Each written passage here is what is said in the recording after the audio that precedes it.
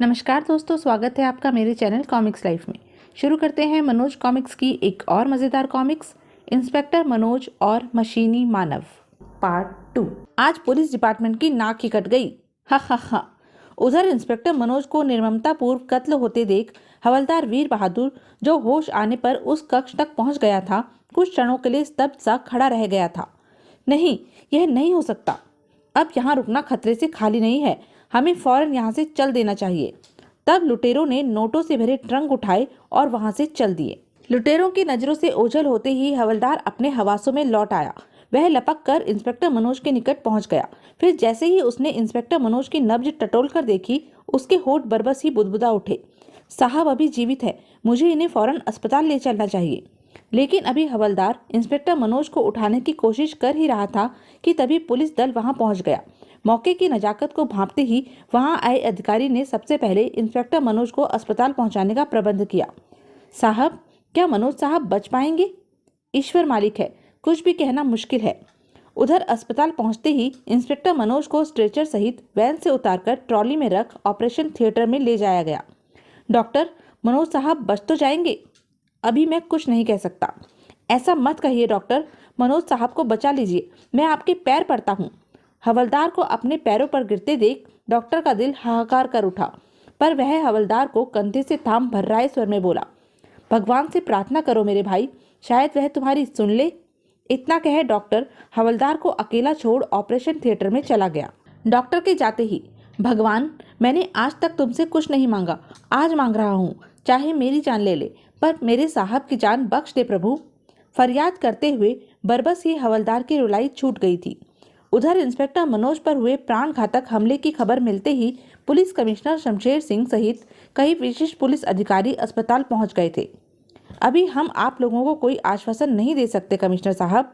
Inspector Manoj के जिस्म में इतनी गोलियां लगी हैं कि सही संख्या का पता लगाना तक मुश्किल हो रहा है। इस शहर के नामी गिरामी सर्जन गोलियां निकालने के काम में लगे हैं। कुछ भी हो डॉक्टर, इंस्पेक्टर मनोज को हर हालत में आपको बचाना होगा। अब तो कोई चमत्कार ही इंस्पेक्टर मनोज को बचा सकता है कमिश्नर साहब। हमें तो यह हैरानी हो रही है कि अभी तक उसके दिल की धड़कन चल कैसे रही है। विल पावर डॉक्टर, उसकी आत्मिक शक्ति ही उसे जिंदा रखे हुए है। मुझे पूरा विश्वास है आप लोग इंस्पेक्टर मनोज को नई जिंदगी देने में जरूर कामयाब होंगे। उसे अगर नई जिंदगी मिल भी गई तो भी आपको आपका इंस्पेक्टर मनोज कभी वापस नहीं मिल सकता। व्हाट? तभी कमिश्नर विचलित स्वर में बोले, आखिर आप कहना क्या चाहते हैं? इंस्पेक्टर मनोज के दोनों हाथ और पैर काटे जा चुके हैं। Oh no! नहीं डॉक्टर, तुम लोग ऐसा नहीं कर सकते। सॉरी कमिश्नर साहब, इसके अलावा कोई चारा भी तो नहीं था।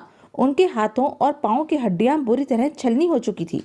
Chief medical officer doctor Verma की बात सुन कमिश्नर साहब अपने हवासों से लौटते हुए व्यथित स्वर में बोले, उफ, यह सब कैसे हो गया?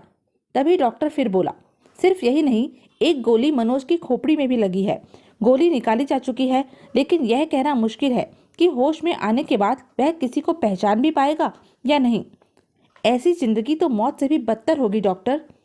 फिर तो हमें अभी से यह समझ लेना चाहिए कि हमने अपना एक जीनियस ऑफिसर खो दिया है। तभी शहर के महान वैज्ञानिक प्रोफेसर कैलाश कक्ष में दाखिल हुए।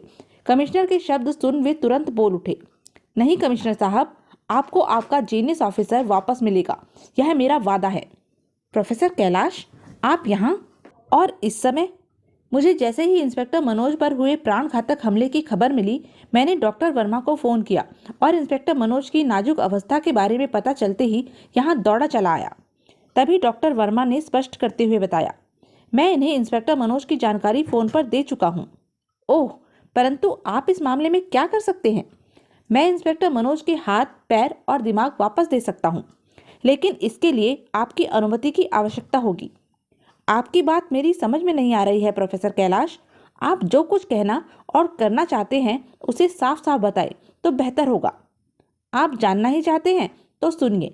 तब प्रोफेसर कैलाश अपना अभिप्राय स्पष्ट करते हुए बोले, इन दिनों मैं एक मशीनी मानव तैयार कर रहा हूँ।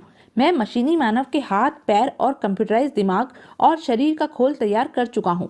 पूर्ण शारीरिक रचना तैयार करने में काफी वक्त लग सकता है। मुझे विश्वास है अगर इंस्पेक्टर मनोज के विक्षिप्त शरीर का खोल में रोपण कर उनकी खोपड़ी में कंप्यूटराइज दिमाग फिट कर दिया गया तो वे फिर से जीवित हो उठेंगे और वे अपना कर्तव्य पहले से भी कहीं ज़्यादा चुस्ती, निष्ठा और बुद्धिमानी से निभा सकेंगे। क्या ऐसा संभव है? मुझे सिर्फ 15 दिन की मोहलत दीजिए। मैं असंभव को संभव बनाकर आपके सामने पेश कर दूंगा। ओह! प्रोफेसर कैलाश की बात सुन कमिश्नर शमशेर सिंह सोच में पड़ गए। कुछ देर सोचने के बाद कमिश्नर शमशेर सिंह बोले, ठीक है, हम आपको इजाज़त देते हैं। Thank you sir. फिर प्रोफेसर कैलाश डॉक्टर वर्मा से मुखातिब हो बोले, बाहर मेरी एम्बुलेंस खड़ी है, आप फौरन इंस्पेक्टर मनोज को मेरी वैन तक पहुंचाने की व्यवस्था कीजिए। लेकिन ऐसी नाजुक अवस्था में इंस्पेक्टर मनोज को यहाँ से हटाना उचित न होगा। अब इंस्पेक्टर मनोज की जिम्मेदारी मुझ पर है। ठीक है, जैसी आपकी मर्जी। और फिर आवश्यक कार्यवाही निपटाने के बाद बड़ी सावधानी और जीवनदायिनी व्यवस्था के साथ इंस्पेक्टर मनोज के मूर्छित व विक्षिप्त शरीर को प्रोफेसर कैलाश की एम्बुलेंस में पहुंचा दिया गया। थोड़ी ही देर बाद प्रोफेसर कैलाश एम्बुलेंस में बैठ वहां से अपनी लैब की ओर प्रस्थान कर गए। आपका क्या विचार है सर? क्या प्रोफेसर कैलाश अपना वायदा निभा पाएंगे? लेट्स वेट एंड सी। तत्पश्चात कमिश्नर शमशेर सिंह तथा अन्य पुलिस अधिकारी भी अस्पताल से प्रस्थान कर गए। उधर हवलदार वीर बहादुर को जब पता चला कि 15 दिन बाद इंस्पेक्टर मनोज फिर से ड्यूटी पर आ जाएंगे, तो वह तुरंत भगवान का शुक्रिया अदा करने शिव मंदिर पहुंच गया। प्रभु, तुमने मेरी सुन ली। जिस दिन साहब वापस ड्यूटी पर आएंगे, मैं तुम्हें अपनी 1 महीने की तनख्वाह का प्रसाद चढ़ाऊंगा। फिर 15 दिन बाद वह दिन भी आ गया जब इंस्पेक्टर मनोज को रिपोर्ट करने पुलिस हेडक्वार्टर पहुंचना था। सुबह 9 बजे ही पुलिस हेडक्वार्टर के अहाते में पुलिस कमिश्नर तथा अन्य विशिष्ट अधिकारियों के अलावा हवलदार वीर बहादुर भी इंस्पेक्टर मनोज के स्वागत के लिए पहुंच गया था। करीब 9:30 बजे प्रोफेसर कैलाश की कार वहां आकर रुकी, लेकिन प्रोफेसर कैलाश को अकेले कार से उतरते देख कमिश्नर साहब अपना धैर्य खो बैठे। प्रोफेसर कैलाश, आपने तो कहा था आप इंस्पेक्टर मनोज को साथ लेकर आ रहे हैं। मैंने गलत नहीं कहा था कमिश्नर साहब। वो देखिए, इंस्पेक्टर मनोज आ रहे हैं। कुछ ही क्षणों बाद एक जीप आकर उनसे कुछ फासले पर रुक गई। जीप से उतरकर सैल्यूट मारने वाले व्यक्ति पर नजर पड़ते ही कमिश्नर चकित स्वर में बोले, तुम? इंस्पेक्टर मनोज आपकी सेवा में हाजिर है सर। उधर इंस्पेक्टर मनोज का नया रूप देख हवलदार सोच रहा था, आखिर साहब ने वर्दी की जगह यह कैसी पोशाक पहन रखी है। फिर हवलदार लपक कर इंस्पेक्टर मनोज के समीप पहुंचकर बोला, सर, इस ड्रेस में तो आप शहंशाह फिल्म के अमिताभ को भी मात दे रहे हैं। तुम कोई नौटंकी लगते हो हवलदार। फिल्म देखने का बहुत शौक है तुम्हें। क्या चाहते हो? कुछ नहीं सर, आप नहीं जानते आपको सही सलामत देखकर कितनी खुशी हो रही है मुझे। ठीक है, जाओ अपना काम करो। मुझे फिजूल की बकवास अच्छी नहीं लगती। तो आपको क्या अच्छा लगता है सर? अपना फर्ज। तभी प्रोफेसर कैलाश बोले, इंस्पेक्टर मनोज, तुम्हारा फर्ज क्या है? शरीफ नागरिकों की मदद करना और अपराधियों को पकड़कर कानून के हवाले करना। तुम्हारी ड्यूटी का समय? मैं 24 घंटे ड्यूटी पर हूँ। जिस समय जहाँ जरूरत पड़ेगी मैं पहुँच जाऊँगा। गुड, अब तुम अपनी ड्यूटी पर जा सकते हो। Yes sir. इतना कहे इंस्पेक्टर मनोज मुड़ा और वापस जीप में जा बैठा। फिर जैसे ही जीप स्टार्ट हुई, हवलदार जीप की तरफ लपकता हुआ चिल्लाया, ठहरिए सर, मुझे यहाँ छोड़कर आप कहाँ जा रहे हैं? लेकिन जब इंस्पेक्टर मनोज ने जीप नहीं रोकी तो हवलदार के आश्चर्य की सीमा न रही। आज साहब को क्या हो गया है? पहले तो कभी उन्होंने मुझे इस तरह नज़रअंदाज नहीं किया।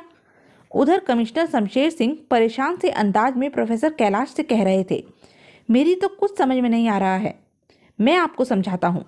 फिर प्रोफेसर कैलाश स्पष्ट करते हुए बोले, आज से इंस्पेक्टर मनोज अकेला ही 20,000 पुलिसमैन के बराबर हो गया है। उसके सीने में बेशक इंसानी दिल है, लेकिन उसका दिमाग कंप्यूटराइज मशीन द्वारा संचालित है, इसलिए जज्बात नाम की चीज उसमें नहीं है।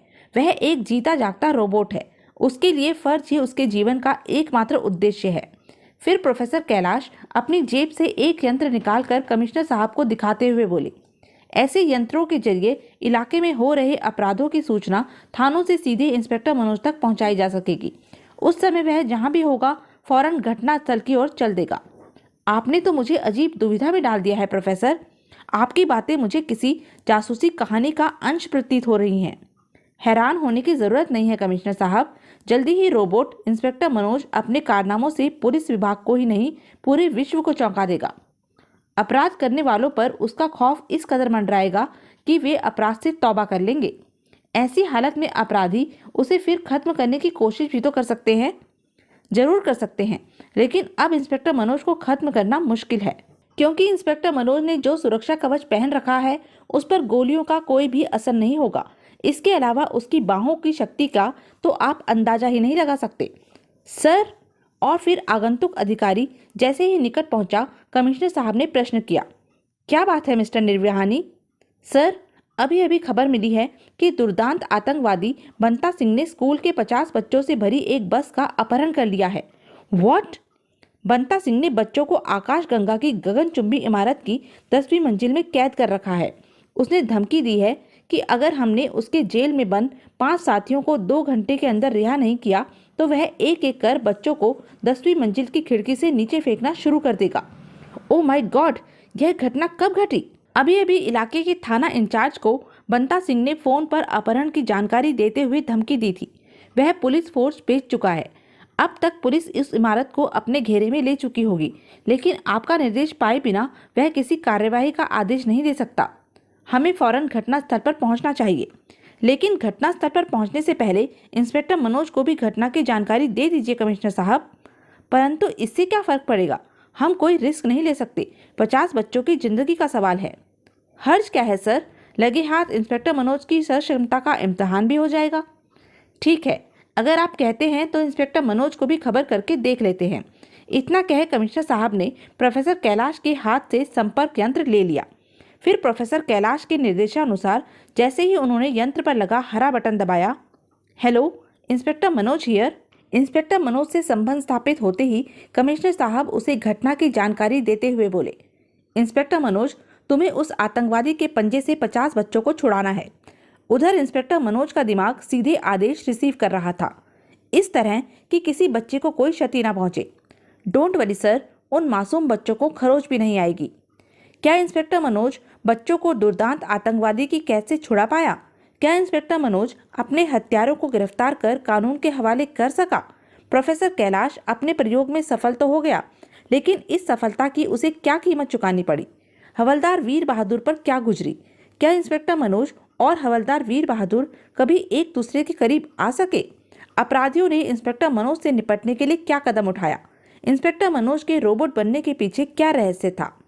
यह सब हम जानेंगे अपने अगले वीडियो इंस्पेक्टर मनोज और कानून के हत्यारे में।